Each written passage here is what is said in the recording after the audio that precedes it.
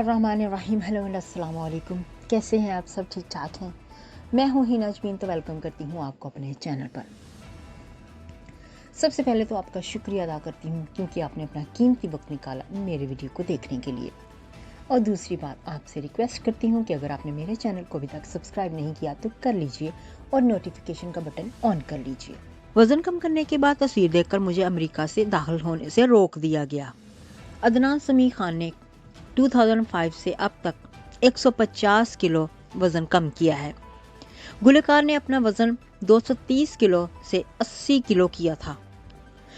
गुलकार अदनान समी ने अपना वज़न 130 किलो कम करने के बाद पेश आने वाले दिलचस्प वाकया सुनाया। भारतीय मीडिया को दिए गए इंटरव्यू में अदनान समी ने कहा कि मैंने 130 किलो वज़न बहुत मेहनत से कम किया, लेकिन मेरे साथ कुछ अर्सा कबल इंतहाई गैर मामूली वाकया पेश आया। सिंगर ने बताया कि अमेरिका गया, लेकिन इमिग्रेशन हुक्काम ने मुझे अमेरिका में दाखिल से रोक दिया। उन्होंने मेरा पासपोर्ट देखा तो उस पर पुरानी तस्वीर थी जब मेरा वजन ज्यादा था। हुक्काम ने मुझे कहा ये कोई और शख्स है। अदनान समी ने कहा कि मुझे वहां काफी वक्त उन्हें समझाने में लगा कि ये मैं ही हूँ, अब मेरा वजन कम हो गया है।